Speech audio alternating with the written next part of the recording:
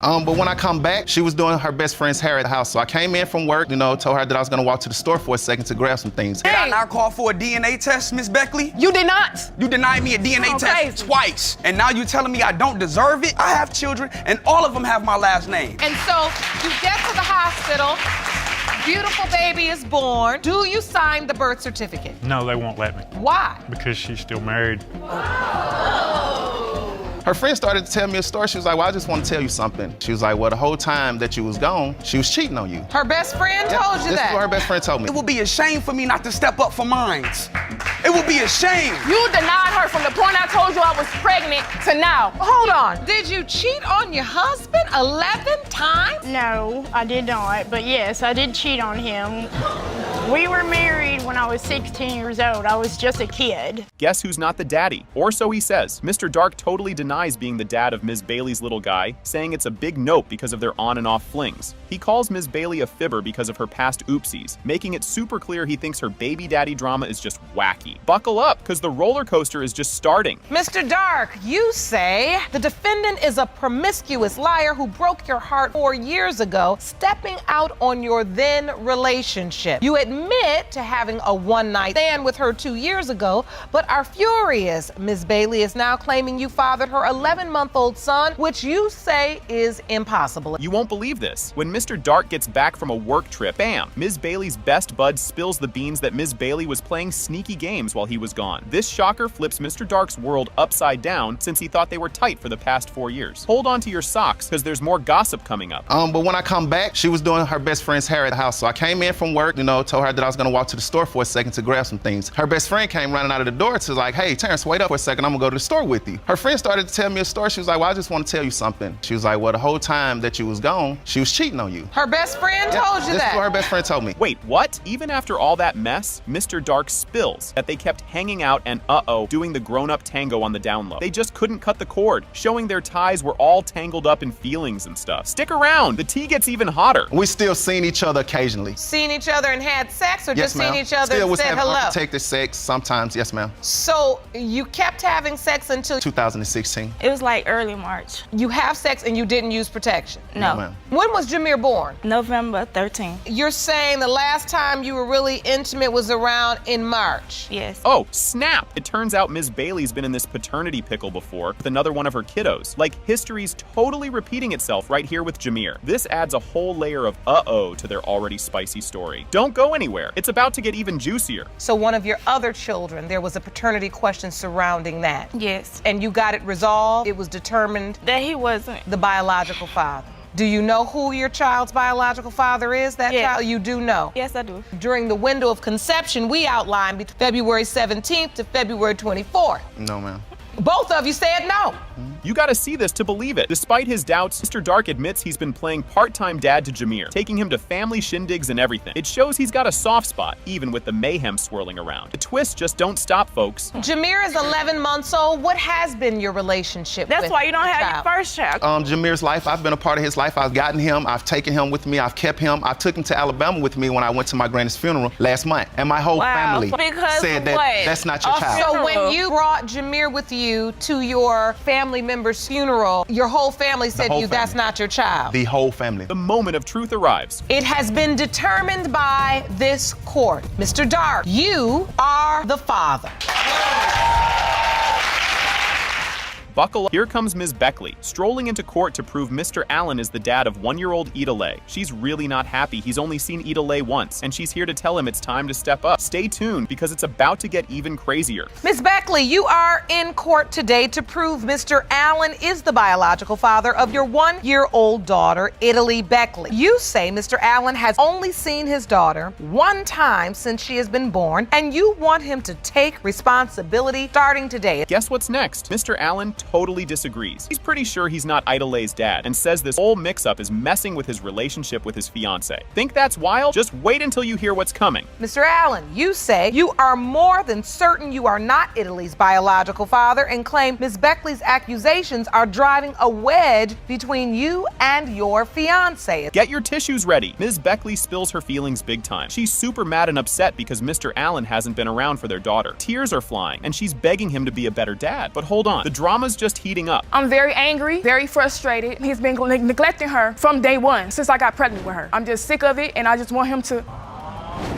take responsibility of something we both made. It makes me feel angry. She's without a father, you know, and it's terrible that she has to go through that, and I'm raising her on my own. I just feel like you should be a dad to her, because you are her father. You won't believe this. They start arguing about whether their meetup was for making a baby or just because they were adversarial because they were mad at each other. Things are heating up, and not just because it's summer. Keep watching. There's more fun ahead. It wasn't baby making sex. It was angry sex. It's not about baby making sex. Sex is sex. It was Whether it's baby making, love making, hate making, sex is sex, and she's still here as a baby. It don't matter what type of sex it was unprotected, period. She put me out the house. 4 months later, I come back on my daughter's birthday. Then a day or two later, you tell me that you're pregnant. I want a DNA test. Here comes the bombshell. Ms. Beckley whips out birth certificates to show Mr. Allen signed for their other kids, but not for Ida Lay. Ouch. Ready for the next twist? It's just around the corner. I have evidence, Your Honor. He signed Germany's and Xavier's birth certificate. Hers is not signed. So the first one is for Germany, Jacqueline, and Allen. Father's name's there. Second one, Xavier, Dantes, Tyrell, Jerome, Allen. Third one, Italy, Lisa, Alexandria,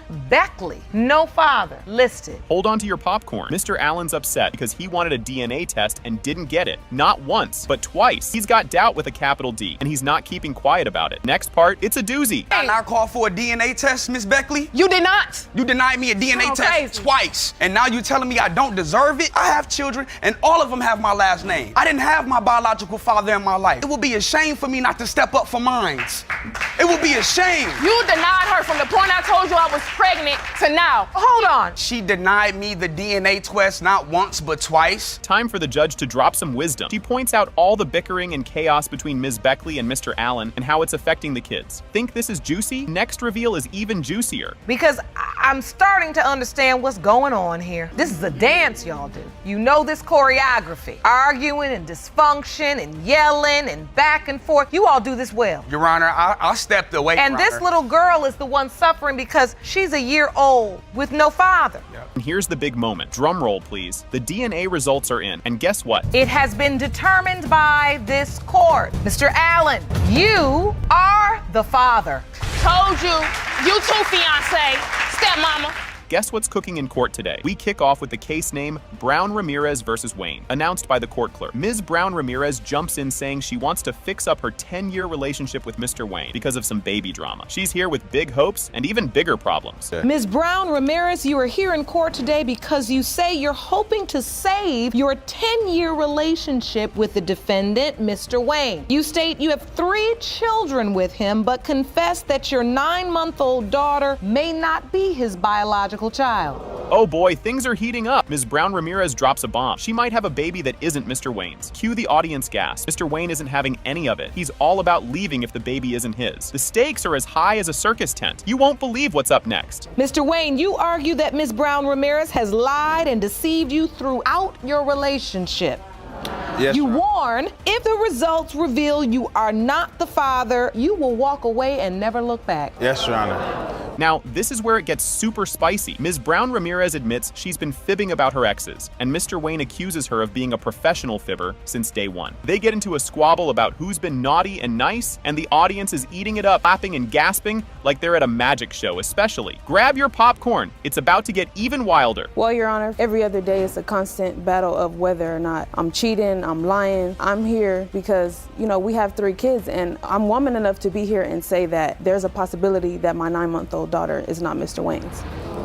When I asked her about how many people she'd been But with 10 before years, me, Your Honor, he knew this fact, and, you know, I didn't force him to stay in this relationship. He decided to stay. Ready for a curveball? The spotlight turns to Mr. Wayne, doubting he's the daddy of 2 kids, starting with the baby. Ms. Brown Ramirez shares the deets about their rocky times and a mystery man, which makes Mr. Wayne even more jittery about being the pop. The past comes back to haunt them like a ghost in a closet. Just when you thought it couldn't get more bonkers, here it comes. Not even 5 had minutes doubts. after I had her, he took her out of my arms and just, you know, they had a bond. You know what I mean? It was like they're inseparable at this point in time. For him to constantly say that, oh, if she not mine, you chose to stay. that's when I Nobody started forced to have you. I more told you doubts plenty of of her times being you mine. could go. And because why? The baby don't look like me. I'm real dark. She real light. I also have evidence mother right is here to light. prove. Here comes the big moment. No fooling. It has been determined by this court that you are her father. Thank you.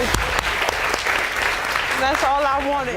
All right, folks, buckle up for some drama. Ms. Davis spills the beans about hooking back up with her ex-hubby, Mr. Simpson, after a whopping 15 years apart. She's here today to drop the bomb that yes, indeed, he's the daddy of 2-year-old Elizabeth. Stick around, because Mr. Simpson's about to throw a curveball. Ms. Davis, you say that after a rocky marriage and nearly 15 years separation, you reconnected with your ex-husband 3 years ago. You say Mr. Simpson is now denying he is your 2-year-old daughter Elizabeth's father, and you intend to prove paternity today. Hold on to your popcorn. Mr. Simpson fires back, claiming Ms. Davis was a serial cheater during their marriage, and he's betting his last dollar that he's not the father of Elizabeth. He's sure the DNA test they took will prove he's in the clear. Wait till you hear Ms. Davis's side of the story. It's a doozy. Mr. Simpson, you say that your ex-wife cheated on you multiple times and is incapable of being faithful. You say there is no way you are her daughter's father, and today's DNA test will prove your case. No way! Did he just say 11 times? Yup, Mr. Simpson drops a bombshell claiming Ms. Davis cheated on him not 1, not 2, but 11 times in the past. The audience can't believe their ears. Ms. Davis is about to grab the mic, and you'll want to hear this. Your Honor, for a fact, I've known 11 times that she's cheated in her previous relationships. 11 times? Yes, ma'am. And that's just What it was happened? counted. We were married 15 years ago. She tells me after I get off work to stay in the house. She got somebody that come and visit her. Okay, I stay in the house. Somebody pulls in my driveway. Yikes. Talk about a tough spot. Ms. Davis admits she wasn't exactly the faithful type back in the day, but insists she's been upfront about all her past flings. She hopes to clear the air today. Don't go anywhere. Mr. Simpson's about to recount a juicy story from their past. Did you cheat on your husband 11 times? No, I did not. But yes, I did cheat on him.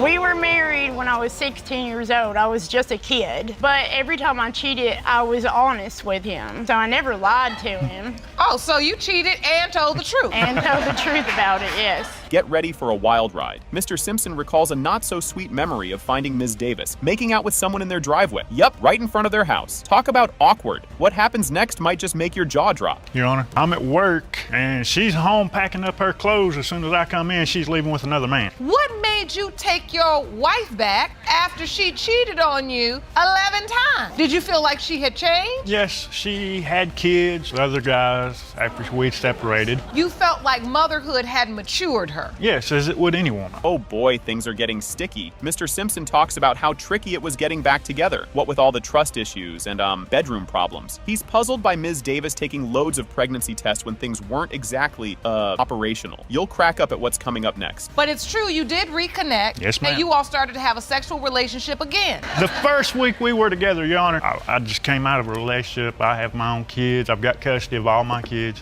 because of all the stress that I was going through. All right, but yeah. Oh, you said that very respectfully. The first month we're together, she's taking a pregnancy test every week, once, twice a week. Guess what? Ms. Davis explains she was just chatting with a friend in the car outside for hours because, well, Mr. Simpson gets a tad too jealous. She's just talking, folks, nothing fishy. But the plot thickens. Keep watching. The next part is hilarious. Why you gotta be in the car? Because he's too jealous. I mean, let's be honest. You cheated 11 times or maybe not 11, but you admitted you cheated. Now you're sitting out in front of the house with another man having conversations for 2 to 3 hours. He's gonna think something's going on either way. Tearjerker alert. They show a cute pic of little Elizabeth, and both parents are getting all misty-eyed. Mr. Simpson loves her to bits, but is still not sure if she's his. The paternity drama is about to hit the roof, so don't touch that dial. And so you get to the hospital, beautiful baby is born. Do you sign the birth certificate? No, they won't let me. Why? Because she's still married. You were willing to sign it, but they wouldn't let you because she was technically still legally married to somebody else, and because of that, baby Elizabeth has your last name. Everyone's on edge as Mr. Simpson wonders aloud if Elizabeth's curly locks mean she might not be his after all. He's got a gut feeling something's off. The courtroom is buzzing as we inch closer to the big reveal. Will he be the dad or not? She's beautiful. I mean, you see the curly hair and all my family's straight-headed. I've got Cherokee blood. I don't know anybody in my family that, You feel like her curly hair is something that yes, this indicates to you that maybe somebody else could be her biological father? And here comes the moment of truth. Drum roll, please. It has been determined by this court. Mr. Simpson, you are the father. okay.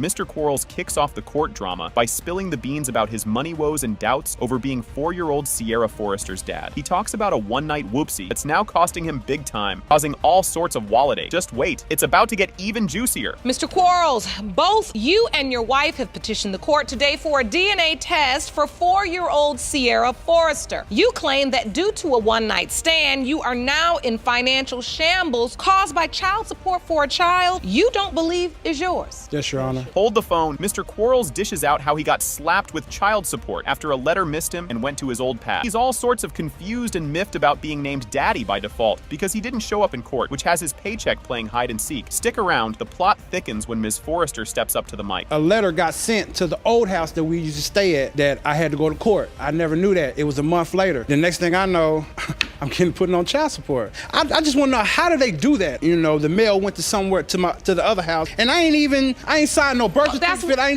Well, you were named the father by default because you didn't show up to court. Oh snap. Plot twist. Just when Mr. Quarles thought it was a one-and-done deal, Ms. Forrester throws a curveball, claiming they were more than just one-night buddies. She even passed a lie detector test, proving they hung out more than once. The room's buzzing, and you won't believe what's coming next. I mean, it wasn't like no relationship or nothing like that. Were you intimate with her? Did you have sex with her? Yes, I did. Did you use protection? No, I didn't. It was just a one-night stand. It was not, ma'am. I took a lie detector test. Wait, you're saying that it was more than one time? Yes, ma'am. And you asked the court to administer a lie detector test? Yes. Because you say you had sex with him more than once. Yes, ma'am. Yikes, grab your popcorn. Ms. Forrester turns up the heat by saying they were more than just casual for a few months, even though Mr. Quarles is stuck on the one-time story. The court's now hearing all the workplace gossip, suggesting Ms. Forrester might have been the go-to gal for rumor. You're not gonna wanna miss what the DNA test reveals. But let me ask you this, Ms. Forrester. So since you worked together, when you started sleeping with him, you knew they were in a relationship? Yes, ma'am. I want to talk about this,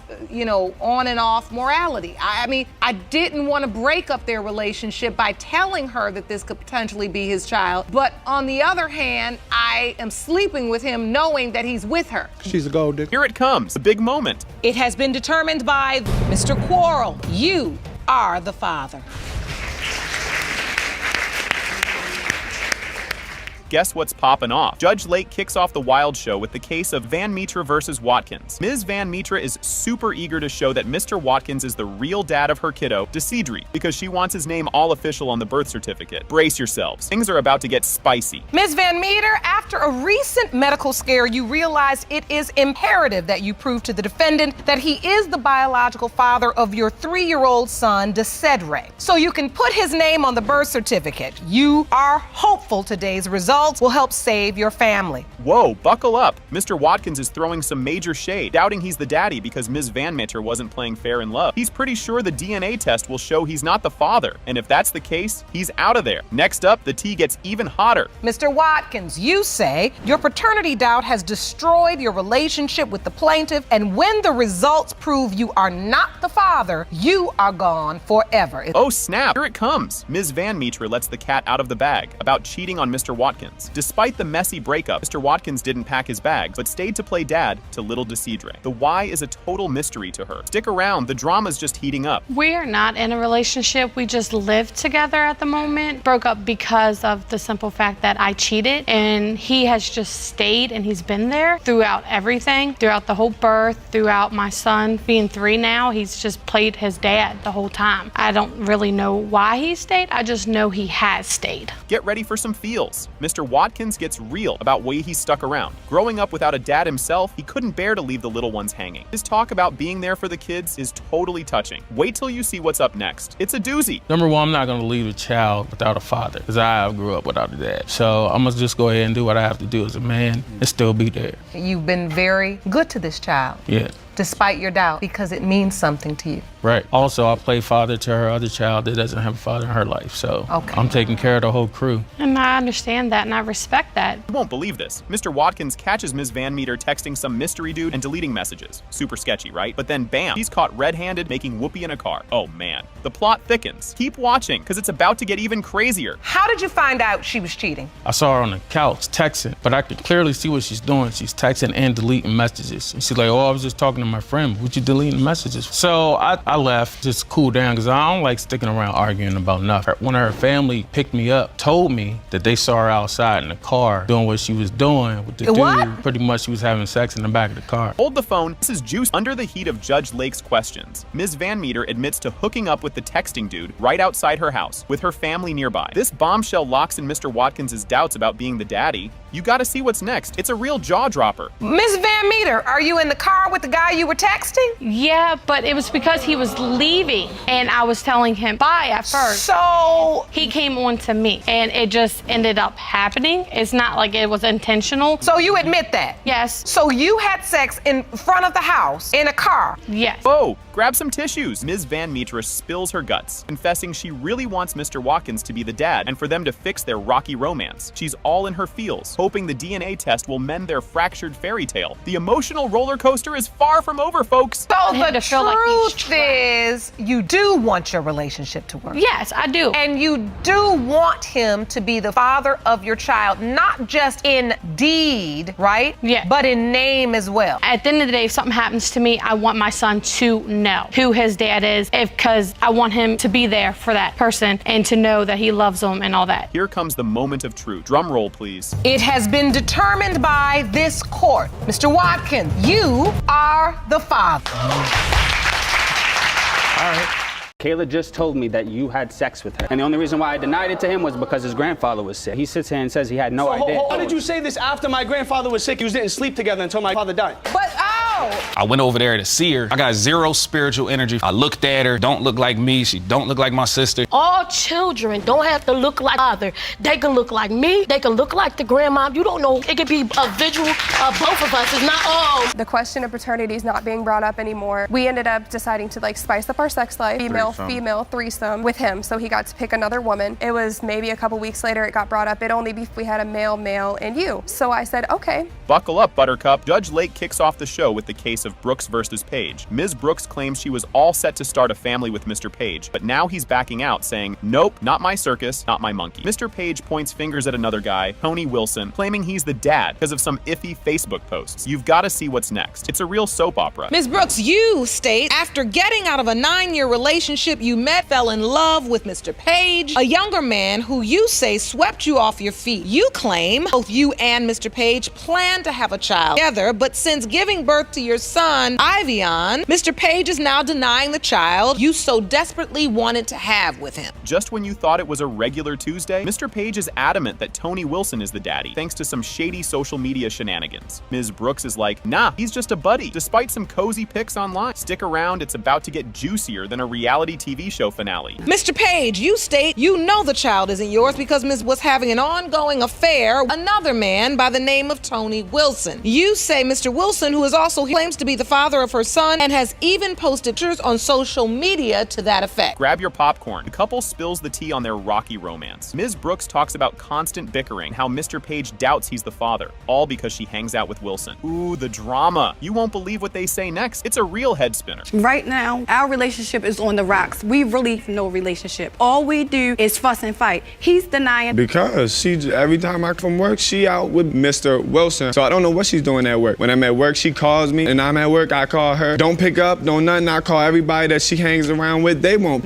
So to me, I think she tells them not to pick up the phone. Things are heating up now. They dive deeper into why Mr. Page is freaking out over being a dad, bringing up Ms. Brooks's past relationship with a woman and some sneaky texts. Buckle up, because we're about to dive into some evidence that'll make your head spin. Can you handle what's coming? Judge Lake gets down to business with Mr. Page's so-called proof, which is basically just a bunch of photos that scream, it's complicated. Both sides have a lot to say about these snapshots. Keep your eyes peeled, because Mr. Wilson's about to crash the party. It stimulates from the paternity issues because first, when we first got together, it was lovely. When I first was pregnant, he did everything good, like during the pregnancy, and then everything changed. What changed is her not being home when I come home at night, her and my son being around Mr. Wilson, her friend. That's what it comes from. That I was in a 9-year relationship with was a female. Oh boy, here comes the witness. Mr. Wilson steps up to explain he's just the godfather, not the bio dad. Mr. Page isn't buying it, though, highlighting all he does for the kiddo. Fasten your seatbelts. This clash is about to reach new heights. Well, I'll be honest, that's my godson. You know, I treat him like my son. I love him. On my lunch breaks, I stop past Sam, I spend time with him, take him to the park. That's a lie. How would that be a lie? You never there. You too busy playing the game, chilling with your homeboys and friends. Why do you say he's lying? I'm from Glen Burnie, Your Honor. We live in Baltimore. I don't have no homeboys and friends. Did he just say that? Turns out, Mr. Wilson's been playing pretend daddy to everyone who'll listen. This revelation stirs up a storm of betrayal and confusion. You won't want to miss what's coming. The DNA bombshell is up next. It was this girl I was dealing with to make her mad and make her jealous because she had issue with Miss Brooks because her hair was long, fingernails, she has on press-ons. I was just making her be jealous. But due to social media is something else. Let me tell you. She put all my business up. I think Santa Claus even know about the situation. But the only person I spoke with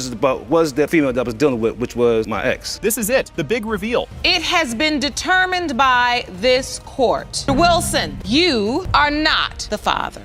Told you. Told you. Just when you think your love life is complicated, Nadeau drops the bomb that she's tangled up with not one, but two lifelong best friends. She's completely clueless about who fathered her 2-year-old son, Cameron, causing all kinds of drama and confusion. Stick around, because the tea is just starting to spill. Ms. Nadeau, you are caught in the middle of two lifelong best friends because you slept with them both and now have no idea which is 2-year-old Cameron's biological father. Grab your popcorn, folks. Mr. Santilli spills his guts about the heart-shattering. He found out about Miss Nadeau's Christmas Eve betrayal. The revelation shattered his world and put his friendship on the line. And guess what? It's only going to get messier from here. Now, Mr. Santilli, you admit it's taken you years to mend your broken heart since Miss Nadeau revealed to you Christmas Eve she'd slept with your best friend. Furthermore, you say she then dropped the bomb that may instead be your son's biological father. That news, you say, has devastated you beyond. As if things weren't spicy enough, we dive into the backstory of Miss Nadeau's dramatic breakup with Mr. Santilli, filled with emotional mind games and the tragic passing of a close relative. She sets the stage for a rebound with Mr. Zara. Trust me, you'll want to see what happens next. His grandfather was sick and passing away. He decided in a text message he was going to tell me that I was too good for him. As much as I tried to stop him, he left anyway. So I continued to go and see his grandfather while he's in the nursing home getting sicker, starting to pass away. The day he passed away was the day his best friend told me that really he had broken up with me. Girl upstairs. Can you believe this? Right after the funeral of Mr. Santilli's grandfather, Miss Nadeau and Mr. Zara find comfort in each other's arms. Yep, that happened. Buckle up, because this roller coaster is about to go off the rails. The first time me and Mrs. Zara slept together was the day he passed away, the day grandfather passed away. You don't really know who the father is. I always thought there was a code that, if you have a best friend, they don't sleep with your girl or any you dated.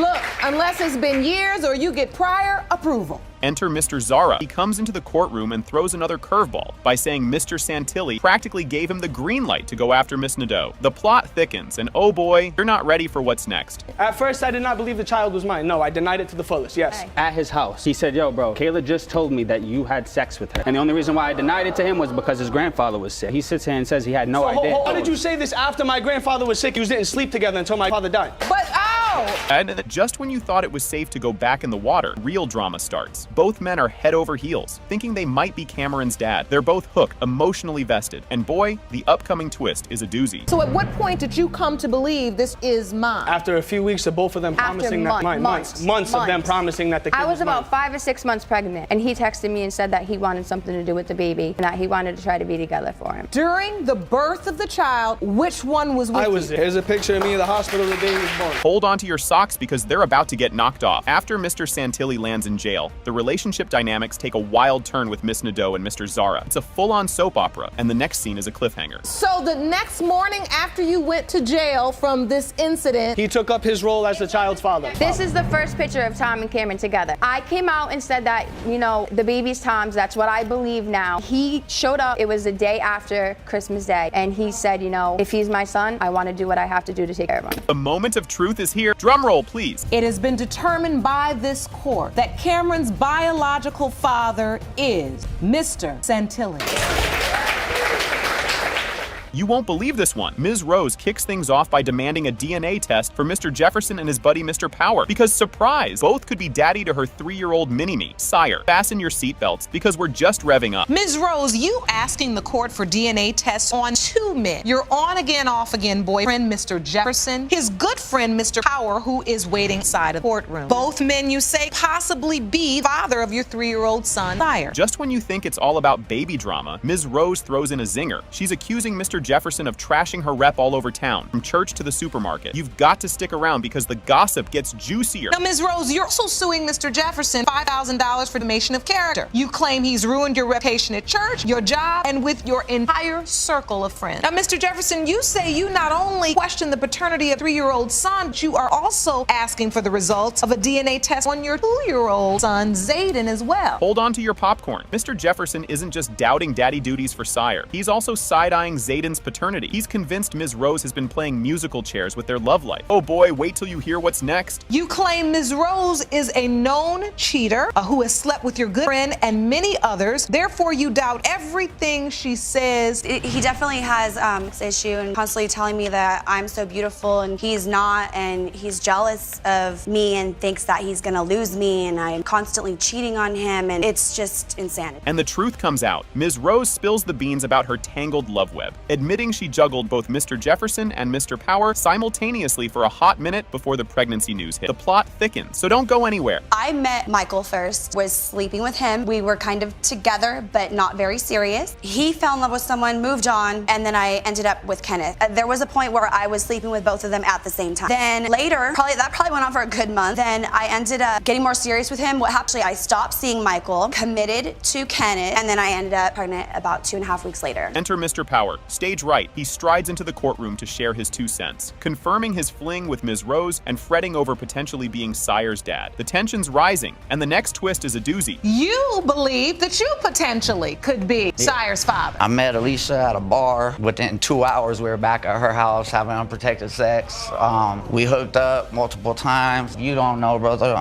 She's just a bad person. I just that you keep sleeping with. Brace for impact. Judge Lake tackles the defamation claim, schooling everyone on what counts as slander and what's just chit-chat. The gavel comes down, don't wander off. The DNA results are up, and they're mind-blowing. If you have slept around with men and you live a lifestyle where you choose to sleep, can't then claim defamation of character if somebody then talks about you. Say your whole life has been ruined, but I haven't heard anything where you've lost a job or lost something. Here comes the big reveal. Drum roll, please.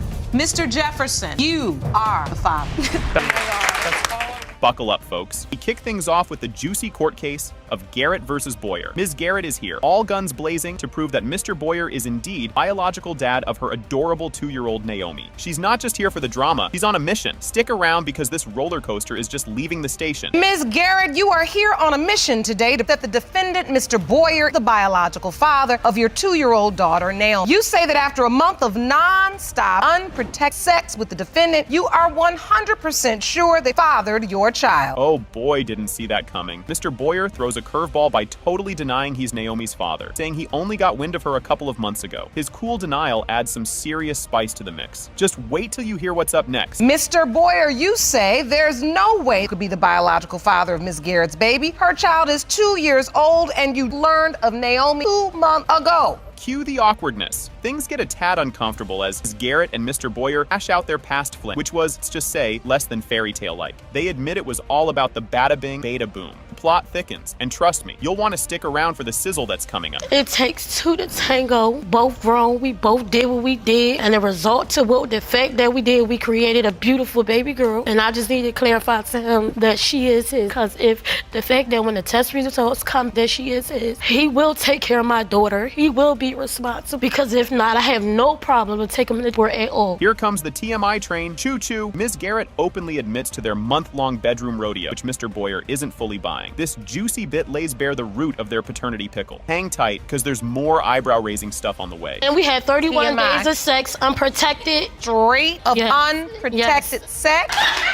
I'm not gonna say that deserves a round of applause, even though you got one. You all were working real hard making a child, because you weren't using protection. No, we was not. Talk about dodging the question. Mr. Boyer sorta admits there was some action, but not the marathon Ms. Garrett is talking about. This half admission throws a little gas on the fire, making the need for a DNA test super obvious. Keep watching. The next bit is a doozy. You admit you were in this sexual relation, or did you believe she was having sex with other people? No, I was never under the impression that it was only me. It was too easy for it to be only me. I never wanted to put her under the wing like fried rice, though. She was just part of the plate, like temporarily, not to take home and put in the microwave. Under the wing like fried rice? I never wanted to put her under the wing like fried rice, no. Man plot twistle. The soap opera spirals as Ms. Garrett reveals she initially thought another dude was the dad due to their timing. This revelation throws another potential daddy into the chaos. The next revelation is just as juicy, so don't go anywhere. After our sexual relationship was over, I wound up dating another guy. Me and him was consistent. Automatically the other gentleman's baby. So you started dating somebody new, thought it was his child. So you told him, I'm pregnant. Yes. Was he happy about it? Yes, he was. So you told him you were pregnant and you never to notify Mr. Boyer? No. And here comes the skepticism train, full steam ahead. Mr. Boyer meets little Naomi and feels zilch, nada, no daddy vibes at all. This crucial moment really cranks up his doubt to level 100. But stick around, the next part is even more jaw-dropping. She asked me to try to be around, try to get to know Naomi a little bit. I went over there to see her. I got zero spiritual energy. I looked at her, don't look like me. She don't look like my sister. I don't know, maybe the eyes, but that's about it. I don't see any resemblance there. You know what I'm saying? Like, I don't know. All children don't have to look like father. They can look like me. They can look like the grandma. You don't know what they look like. It could be a visual of both of us. It's not all. You might want to sit down for this. The judge lays down the law with DNA proof that the other guy is not the father. Now it's really crunch time for Mr. Boyer, and the air is thick with anticipation. The big reveal is up next, and it's a humdinger. And so the DNA test revealed the man you were sure was Naomi's biological father was 100%. In fact not her biological father. I have it with me, Your Honor. I'd like to see it. So this is a copy of the paternity results, and there's a 0% probability of paternity regarding the other potential. Yes, Your Honor. Here it is, the big kahuna, grand finale. It has been determined by this court. Mr. Boyer, you are not the father.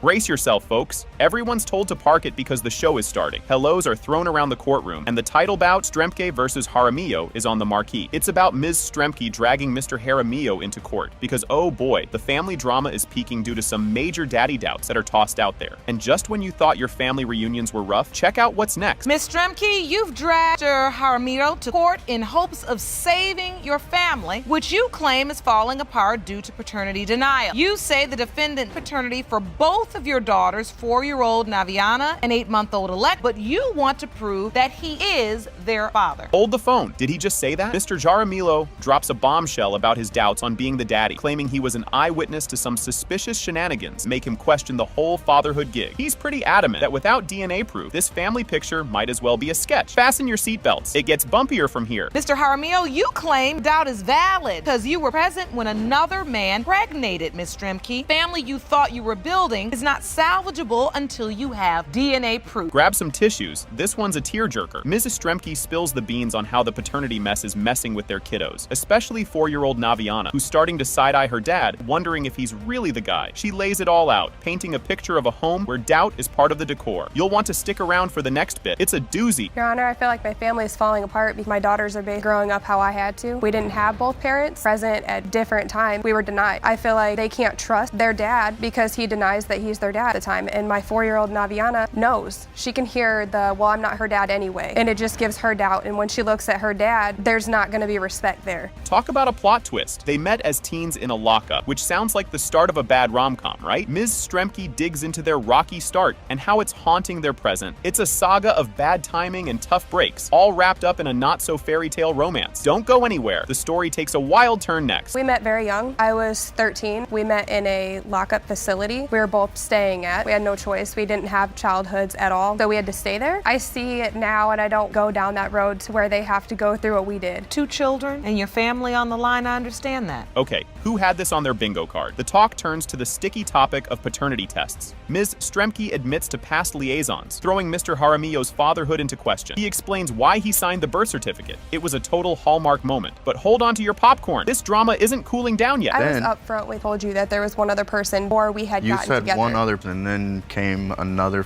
fellow that your best friend told me about. I had never slept with anybody but one person besides you, and that was before we had gotten together. Did you ever attempt to have a paternity test back then? No, Your Honor, because every time I brought it up, it was always, oh, I know she's mine. I know she's mine. I mean, I have right here. Can't make this stuff up. They decided to add some zest to their love life with a threesome, which just complicates things further regarding little Alexis' daddy drama. They unpack this choice and its aftermath, showing just how tangled things can get when you throw extra people into the mix. What happens next? You guessed it, more chaos. It ended up an actual conversation where I was, okay, well, it wouldn't be the worst thing because we're getting along really well. The question of paternity is not being brought up anymore. We ended up deciding to like spice up our sex life and everything, and we ended up having female threesome with him, so he got to pick another woman. It was what it was. We did it. It was maybe a couple weeks later it got brought up. It'd only be if we had a male, and you. So I said, okay. Phew, finally some answers. Judge Lake rolls out the DNA results, and guess what? It has been determined by this court. Mr. Jaramillo, you are the father. So, here we go. Curtain rises on quite the courtroom drama. The case of Kennedy versus Pope kicks off with the judge laying down the welcome mat. He greets everyone in his usual style, and we're all set to dive into a paternity mystery involving Mr. Kennedy, Ms. Pope, and a little one named Christian. Grab your popcorn, because this is just the warm-up act. Mr. Kennedy, you claim to be a nice guy who was to make the tough decision to drag the defendant to court. Prove you did not father her 3-month-old son, Christian. Oh boy, here it gets spicy. Ms. Pope and her mom are throwing some serious shade, insulted that Mr. Kennedy is denying he's the baby daddy. Ms. Pope is all fired up, demanding that he take responsibility after their fling. And guess what? The tea is about to get even hotter. Ms. Pope, you and mother are insulted that Mr. Kennedy denied paternity and refused to acknowledge your child. You say he laid down with you and now he has stepped up and paid. Hold on to your seats, folks. Mr. Kennedy spills the beans on why he thinks Ms. Pope is pinning the baby on him. He paints a picture of their casual fling turning into this court drama, insisting it was all chill and no strings attached. Oh, but keep your eyes peeled. The plot thickens in a minute. I believe she's just looking for someone to pin it on or pick up the slack for her previous, encounter. And so, take me back to the nature of your relationship. It started off as just friends. We met through a mutual friend. It got physical once got to know each other. So did you all enter into a committed relationship? Were you boyfriend and girlfriend? I would say briefly. And the saga continues. Ms. Pope reminisces about the good old days when Mr. Kennedy was the all-American charmer, which, spoiler alert, didn't last long. She dishes on how things went south after they got cozy, setting the stage for their current courtroom clash. Don't touch that dial, because it's about to get even juicier. We did get along in the beginning, but he was a jerk, and I no longer wanted to be around that. Why were you sleeping with him if he was a jerk? He came off as an all-American guy in the beginning. We had a lot of things in common. We had the same birthday, the same football team. The bottom line is you all got along in the beginning, and you started a sexual relationship with him. Yes, Your Honor. Things are heating up. We shift gears to when Ms. Pope figured out she was expecting, and Mr. Kennedy's jaw-dropping reaction, or lack thereof. She details how she broke the news and his lukewarm response, ramping up the tension. Stick around, because you won't want to miss what's coming up next. My version is we were in the beginning, but then it became friends with benefits, kind of a ordeal. Yes, But you were having a sexual relationship, yes, Your Honor. and you were not using protection? Yes, Your Honor. So, Ms. Pope, at some point you say the tables start to turn. Yes, Your Honor. Because he accuses you of having feelings for your ex? That's not even remotely true. The reason why she didn't have a GED, she didn't have a future plan. Cue the dramatic music. Mr. Kennedy talks about getting the bombshell via Facebook after the baby arrived, which was his first clue he might be a dad. Yep, you heard that right. Facebook. This modern twist to the paternity puzzle adds a whole layer of what the heck. Stay tuned, because the surprises are far from over. Through Facebook, I got messages. She did not tell you she even had the baby until after the baby was born. Yes, I had messaged him the night that I went into some labor. messages. I've been trying to get a hold of you. I wanted to call you and talk. Reply about. She replies, would you like to guess? And then you reply, no. And then Ms. Pope says, okay, well, I'm not sure how to say this, so I'll just show you. And you send a picture of the baby. Yes, it looks just like him. Guess who decided to make a visit? Mr. Kennedy finally goes to see baby Christian for the first time, trying to spot any family resemblances. He's looking for any sign that might link him to the kiddo, all while wrestling with his feelings about the whole mess. And oh boy, get ready for the big reveal soon. I took a, 6-hour trip out of my day to go up and actually see the child with my own eyes, just to make sure I didn't get anything until after the child was born. So when you took the time and went up to see Christian, what happened? Just held him for a while, trying to gather, anything, kids or anything like that, find any similarities between him and I, and that was basically it. And boom goes the dynamite. It has been determined by this court. Mr. Kennedy, you are the father.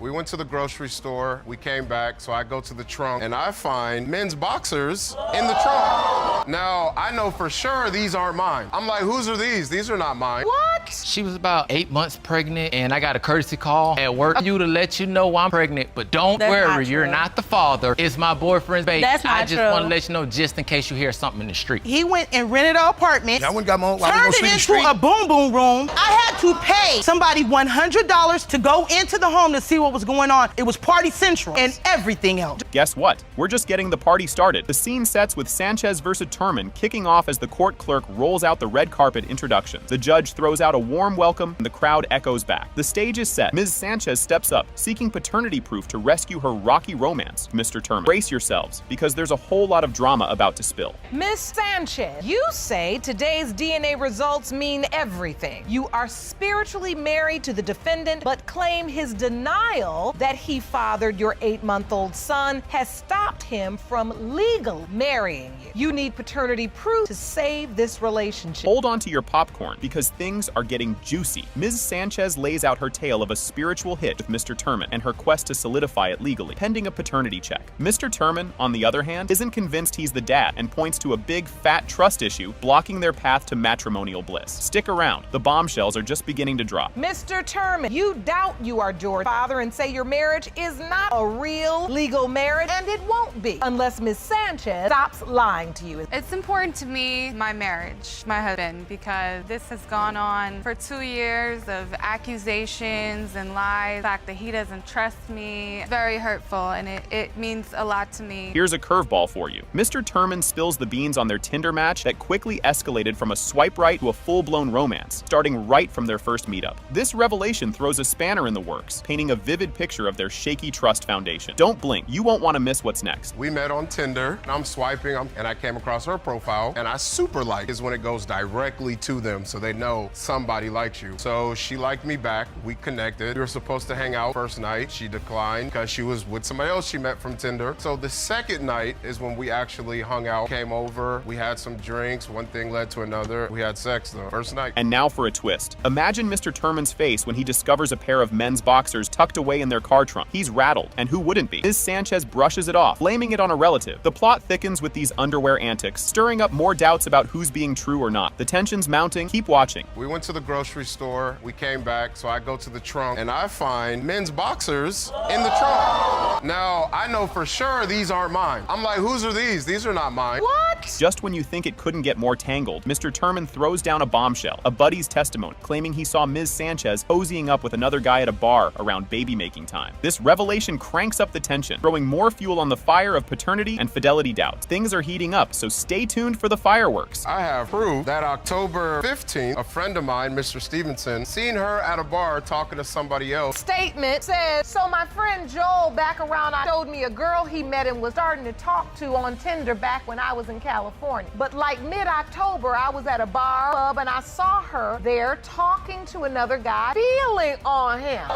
Drum roll, please. It's the big reveal. It has been determined by this court. Mr. Turman, you are the father. Alrighty then, buckle up for this bit. Judge throws a curveball, asking the dad about his knowledge of mom's other Bay situations, and Fisher admits he knew what was up. They finally drop the big news that Fisher is the daddy. Everyone's jaws hit the floor with the reveal, and it's like a telenovela moment right there in the courtroom. You gotta stick around for the reaction. It's priceless. You and your baby, you even check on him. I just want to know, there's multiple people that was having affairs with her. I just want to know. So you feel like he was having sex with other men? Oh, yes. He looked like the baby, too. He wants to be a father to Jeremiah more than he does, and he's willing to step up and take that responsibility. Biological father is Mr. Fisher. You won't believe this next part. Post-reveal, Fisher cracks a dad joke about needing diapers now, mixing his happy shock with a dash of dad humor. Judge Lake isn't having it though, reminding him that joking around might not be the best move. And oh boy, the drama doesn't stop here. Watch what happens next. All right, do we need diapers right now? You keep saying, this is not a joke. This is my kid. Why can't I joke about it? I'm pretty happy now. After the results, Mr. Fisher had Joe. Tate was disappointed. Are either of them in Jeremiah's life? Atkins sent the court this update. After the verdict drops, Ms. Atkins hops in with an update that's like a feel-good movie scene. Gianni's stepping up as Jeremiah's dad, and Jadrian's in as the godfather. Both dudes are showing up and showing out, which is kind of sweet and totally unexpected. Stick around, the next bit might just tug at those heartstrings even more. Since paternity court, definitely taking the steps he needs to take as far as being in Jeremiah's life. He's been asking to pick him up, see him, so that's one thing that I'm really happy about. Jadrian has offered to be Jeremiah's godfather. Thank you guys so much. That's a great way of turning a negative DNA result into a positive experience. Now, dive into this soap opera. We roll into a new case with Crystal Scott, who's been in a Who's My Daddy limbo for years because of multiple maybe dads and super slow DNA tests. The emotional weight is real as she vents about the mess it's made of her life. What happens next? You won't want to miss the big reveal. Really upset because I don't know who my dad is. So this is a 35-year-old mystery. She's my third child. And you believe she was your daughter? No ifs, no ands about it. Her mother is your wife? Still is. Why not make it right from the beginning instead of having me go through? And I thought about all the things that you're seeing right there. What's gonna come after that? You know, are him and I gonna get into it? One of us go to graveyard, one of us go to prison. Issues out for the big reveal. The paternity test results for Lewis versus Scott show Mr. Lewis as the bio dad, stirring up all the feels in the courtroom. Ms. Scott's breakdown is a real tearjerker, showing just how much this truth bomb means to her. This new chapter's just beginning, and trust me, it's a doozy. In the case of Lewis versus Scott, the biological father is Mr. Lewis.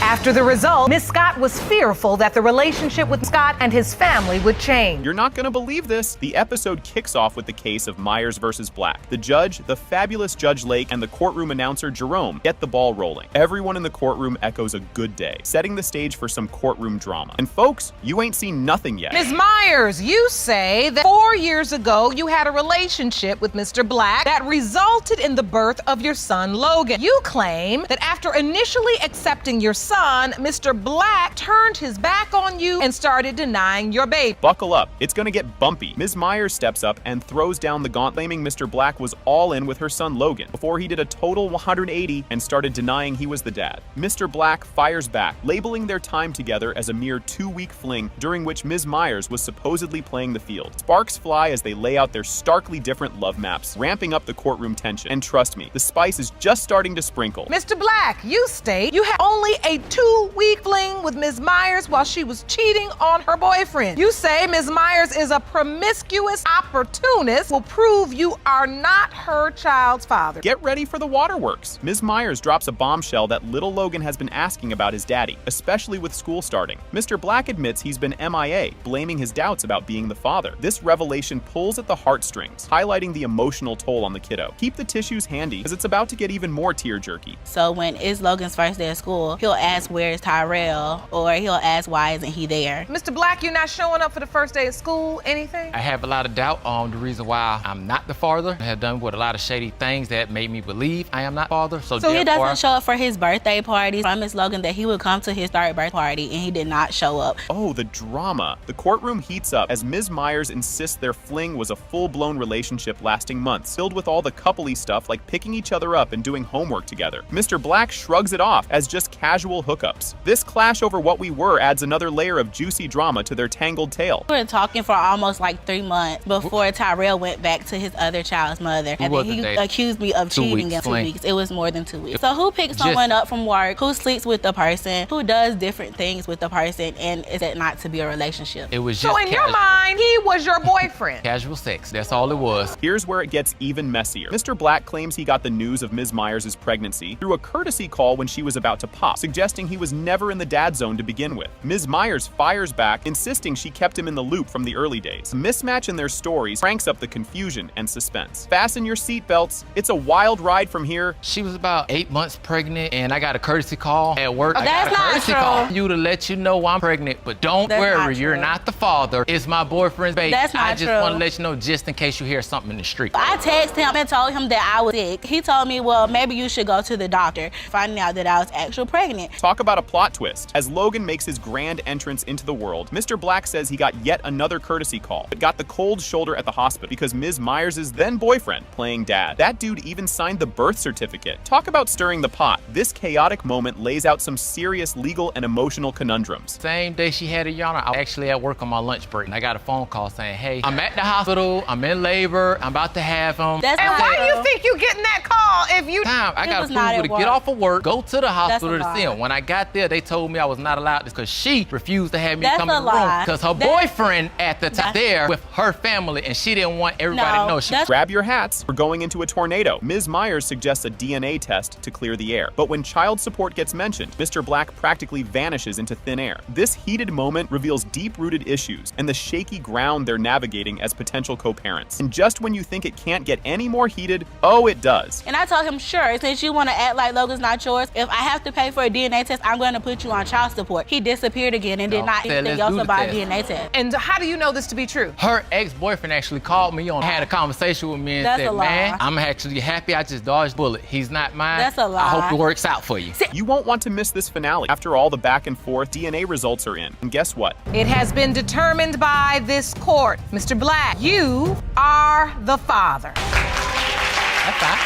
Can I see him? Can you handle this drama? Ms. Hummel steps up to bat, swinging with a claim that she's stuck in a love triangle messier in a soap opera with Mr. Pack and his current squeeze, Fuentes. They're all tangled up because Mr. Pack is playing dodgeball with the paternity of Ms. Hummel's 8-month-old cutie pie, Ola. She's thrown down the gauntlet for a DNA test to clear the air. Buckle up, because this roller coaster is just clanking up the first hill. Ms. Hummel, you claim you were caught in a love triangle with the defendant and his current girlfriend, which has left him denying he fathered your 8-month-old daughter, Lola. You have petitioned the court for a DNA test to prove that he is her biological father. Holy plot twist, Batman. Just when you thought it was about to calm down, Ms. Hummel chucks a curveball, suggesting Mr. Pack might need a DNA test for another kiddo too. Enter Ms. Fuentes, popping in to drop the bomb that she also recently had a kid who might be Mr. Pack's. As the judge digs deeper, turns out Ms. Fuentes has more exes than a Taylor Swift album. It just thickens the plot. Strap in. The next part's a doozy. If anyone needs a DNA test, he needs to get one for the other child. My child. She just had a child 2 months ago. You saying if he needs a DNA test, it's for that child? What's No. going on with that? She has been known to sleep around while in relationships. Well, Ms. Fuentes, we hate to bring up the past, but since it's on record, you've appeared in this court. I have. For? Yep. Ever heard of a plot thickening? Ms. Fuentes admits that during a "we were on a break" moment with Mr. Pack, she had a fling with her ex, right smack in the baby-making window for her son, Anthony. Oh boy, now everyone's scratching their heads wondering if Mr. Pack might need to start a daycare with all these potential kiddos. Stay tuned, because the tea is about to spill. Basically, I kicked him out. 3 days. I slept with my ex. Admittedly. How soon after that did you find out you were To be pregnant? honest with you, I don't remember dates all correctly, but it was probably about 6-7 weeks when I found out I was pregnant. And so when you slept with your ex, did you use protection? No. That within the window of time your child was conceived? It was. You're not gonna believe this. Ms. Hummel dives into the saga of her rocky romance with Mr. Pack, full of more ups and downs than a carnival ride. She recounts how they broke up when she was about as pregnant as one can be without popping, because Mr. Pack wasn't keen on job hunting. But plot twist, she claims he was over the moon about the pregnancy at first. What was the nature of this relationship? What was this love triangle I read about? We started dating in 2015, been on and off since then, and we broke up when I was about 12 weeks pregnant because he wouldn't get a job, so I kicked him out. Okay, so you told him get out, and you broke up with him, which means he went over to Miss Fuentes. Yes. And the plot thickens. Again, diving deeper into this soap opera, Ms. Fuentes shares her noble attempt to push Mr. Pack back to Ms. Hummel for the baby's sake, despite their own messy relationship status. Obviously, that plan crashed and burned faster than a marshmallow at a bonfire. Next up, grab your popcorn because the drama isn't slowing down. We actually didn't get together. He did come over to my house and we talked about it. I actually tried to convince him to get back with her because I felt like he needed to work something out with her as far as the baby goes, because I know how it feels to not have your kids in your life or whatever it may be, and I've been through this before, you know what I mean? I tried to convince him to get back with her, work everything out. That wasn't going away because she wanted to be too petty. So it is what it is, and he's with me now, so. Grab your snacks. Here comes the big reveal. It has been determined by this court. Mr. Pack, you are the father.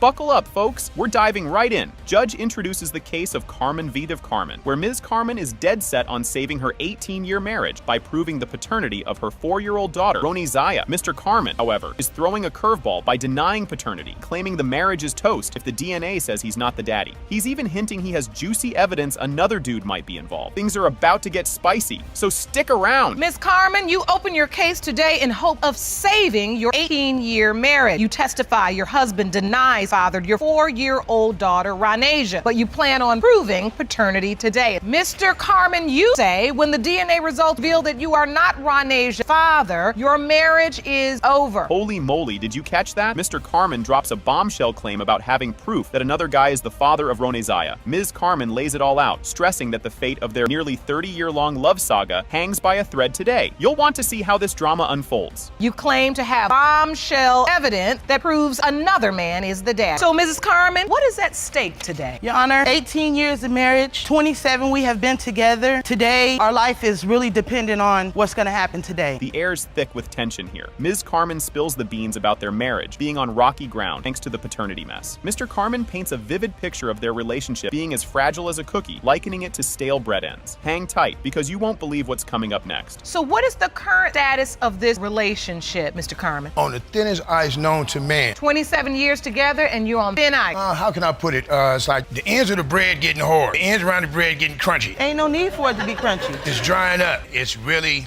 that pretty face right there. Talk about an emotional roller coaster. Amidst all the courtroom drama, a teary Mr. Carmen professes his love for all his kiddos and his commitment to Miss Carmen, swearing up and down he doesn't have secret families elsewhere. And I see tears in your eyes when you look at her. I love all 5 of my children by this one woman. I'm right here with this woman. Right here with you, and that's your daughter. I don't have no kid nowhere else. I have nobody nowhere else, and I've been doing my job in my house. And so you are in the home together now. You're married. Yes, we are. You once had, obviously, a wonderful relationship, been together 27 years. Yeah. Who thought things could get this crazy over a rental car? The duo reminisces about how a squabble over not being able to rent a car spiraled into a full-blown separation, setting the stage for the current paternity chaos. You ain't seen nothing yet. The plot thickens after this. Well, Your Honor, we had a separation. I went to rent a car, couldn't get a car, and it was around Easter time. Because I couldn't get the car, I kind of took it out on him. And so we were arguing back and forth. We decided that he was gonna leave. Because of a rent-a-car? Yes. So obviously there were some other things going on because you don't get separated because of a rent-a-car. You think it can't get any wilder. Hold my drink. During their time apart, Mr. Carmen turned his new pad into a boom boom room, which apparently was the hottest ticket in town for parties and other shenanigans with ladies. This bombshell just cranked up the heat in the courtroom. I was just being a father to my kids and, you know, trying to maintain that and trying to work it out. He went and rented an apartment. I went and got my own. Turned it into a boom boom room. I had to pay somebody $100 to go into the home to see what was going on. It was Party Central and everything else. Turnabout is fair play, or so thinks Ms. Carmen. She confesses to retaliating by setting up her very own boom boom room and stepping out with another man, tossing a possible wrench into the paternity question. Grab your popcorn, because this tale is about to twist even more. He showed me a videotape. I gave him the $100 bill with him with all kind of women kissing on him, all on his lap, doing all kinds of stuff. So then I decided I gotta go to me. I'm not finna sit around, even though we should have been able to work through this. But I wasn't about to around. I went and did me. I went down somebody and I had to go and do me. So you got yourself your own boom boom room. I got myself my own boom boom room. He found out about it. Just when you think you've got the story figured out, boom, years into raising little Ronasia, Mr. Carmen gets a text thanking him for playing stepdad, hinting that some folks think another man is her real dad. This calls for a DNA test stat. You won't want to miss what the envelope reveals. A year and a half ago, bam, this is what took place first. Thanks for being a stepdad. Oh, you got a text message. From the mystery man's family member. I ain't never seen it. How old was Ronasia when you get these text messages? 3 going on 4. So the baby been born, you all been raised in Asia, and you back together, you're 3 and 4 years old. You get these text messages on your phone. Here comes the moment of truth. It has been determined by this court. Mr. Carmen, you are the father. Hold on. Buckle up. Mr. Campbell starts off by slinging mud, calling his ex Miss McKeer, a gold digger who's just after his wallet. The crowd's gasp is practically off the charts as he lays it all out. Strap in, because it's about to get wilder from here. Mr. Campbell, you are here because you say your ex-girlfriend is nothing but a conniving, gold-digging cheater whose goal is to pin her 9-year-old son legacy on you for her own personal gain. You're not gonna believe this. Miss McKeer fires back, calling Mr. Campbell a big ol' fibber who's just salty because she dumped him. He's here to prove that baby legacy is his, no matter what he thinks. The gloves are off, and it's only gonna get messier. Ms. McSear, you say Mr. Campbell is a liar who's denying your son out of fight because you no longer want to be with him. You claim to know exact when and where your son was conceived, and you intend to prove paternity today. Oh boy, grab your popcorn. Mr. Campbell goes deeper into his tale of woe, claiming all Miss McKeer ever did was take. Now he's out to prove he's not the daddy and finally kick her to the curb. Next up, things get even juicier. Your Honor, ever since I met Mariah, all she ever did was take from me. Once I ran out of money, she left me high and dry. I'm just here today to prove that this is not my son's. Get out of my life. And you believe this Miss McSear just feel like she got her one? I think fish on the hook, Your Honor. She's tried. That's what you think you are. That's another lie. This next scene is a doozy. In a fiery clash, Mr. Campbell accuses Miss McKeer of cheating, complete with naughty texts and saucy pics. She denies it all, but the tension's so thick you could cut it with a knife. Hold tight, because there's a bombshell just around the corner. Your Honor, I went through her phone on numerous occasions and I seen her talking to different men inappropriately. Outrageous. How can I trust somebody who talks to different men, who pictures to different men, explicit pictures to different men, and you expect me to think we're in an exclusive relationship? Any proof of this? You know it's the truth. This is part of your... You ain't seen nothing yet. The plot thickens as Mr. Campbell describes barging in on Miss McKeer practically in her birthday suit with another dude. The drama's heating up, and trust me, you'll want to see what's coming next. One day she went out and I saw her in her bra and panties in a room with another man. When I came to the house, I came to come get some stuff. I came and I knocked on that door and I seen her almost half naked in there with another man, and the man is sitting on the edge of the bed as a whole No, he was sitting on the bench and I had pants on. He was terrified when he seen me walk in that room. And now for a twist. During Hurricane Irma, Miss McKeer claims they were stuck together. And well, one thing led to another. She pins the conception of little Legacy right on that stormy stay. Up next, watch as they try to weather this storm in court. And then you believe one of them potentially be Legacy's biological father. Yes, I know when I conceived. How do you know this, Miss McSear? Because in September of 2017, Hurricane Irma hit. At that time, we were staying together. It was a tree blocking my driveway. I could not go nowhere. We were stuck in the house. No electricity. All we did was make a baby. Hang on, there's a curveball coming. The court digs into the nitty-gritty with conception calendars and hurricane dates, trying to pin down when Legacy was actually made. It's a wild ride of dates and details, and the next revelation is just a heartbeat away. Hurricane Irma hit as a Category 4 storm on the morning of September 10th, 2017, knocking out power to more than 6.8 million people. So that was around September 10th. Do you remember that hurricane? Yes, I remember that hurricane. Do you remember the storm in Miss McSear's bed? Yes, Your Honor, I do remember that, yes. Things are heating up. Mr. Campbell pulls out photos of different dudes with the baby, claiming he can't be the dad. He's throwing everything but the kitchen sink now. Brace yourself, because what comes next is a total head spinner. Your Honor, I have some photos and some evidence. Please. Poor man. Clearly, I am not the father of this child. Over the course of our relationship, Mariah has sent me multiple pictures, 4 different men holding this child. She cannot deny that. 4 different men holding the baby? Sending the pictures to me, and those pictures, none of them was me. Are you 100% sure that I am the father of this child? But you're sending me pictures of somebody else holding this child? Just when you thought it couldn't get crazier, Mr. Campbell throws out a whopper, claiming Miss McKeer snuck in a DNA test with another guy. She calls him out as a liar again. Tension's mounting, and you won't believe what's tossed into the mix next. A friend of the family contacted me and they told me that Mariah had got a DNA test done with another man, see if he was the father of her son. I'm confused. If I'm supposed to be the father 100%, why are you getting a DNA test done with another man? See, That's a compulsive liar. No, that's not no compulsive liar. I've never did that. Oh, I don't have no doubt, so there'd be no reason for me. Cue the dramatic music. The DNA results are in, and guess what? It has been determined by this court. Campbell, you are the father.